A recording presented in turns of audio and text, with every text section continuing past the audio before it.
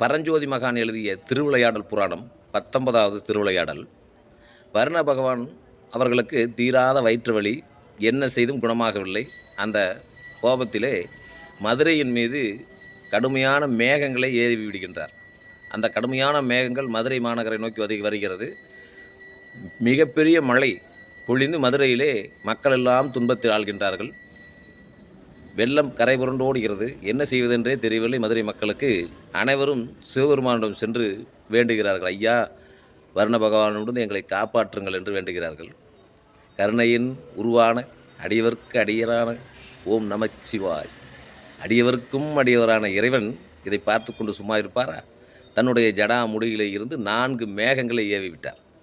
அந்த 4 மேகங்களும் மதுரையினுடைய 4 திசைகளிலே கூரை போல் நின்றது.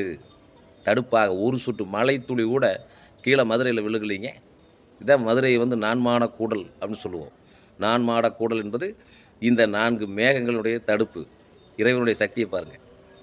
அப்போ இறைவன் இந்த திருவிளையாடலை கண்டவுடன் வருண பகவான் தன்னுடைய சக்தி இறைவன் முன்னாடி மிகவும் சொற்பமானது என்று எண்ணி இறைவனுடைய திருவடிகளை விழுந்து வணங்கினான்.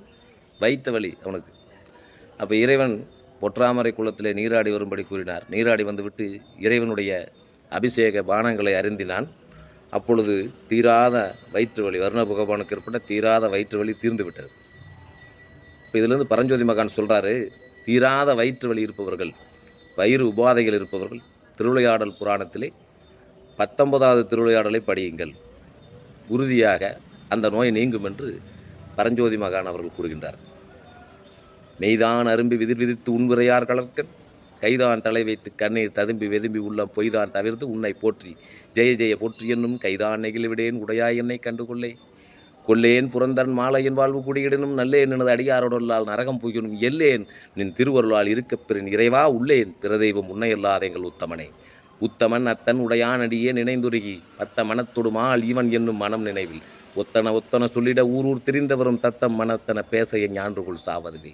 சாவ முன்னால் தக்கன் வேள்வி தகர்த்தின்று நஞ்சம் மஞ்சி ஆவ எந்தாய் என்று அவிதாயிடும் மூவர் என்றே எம்பிரானோடு எண்ணி விண்ணாண்டும் மண்மேல் தேவர் என்றே இருமாந்து என்ன பாவம் தெரிந்தவரே.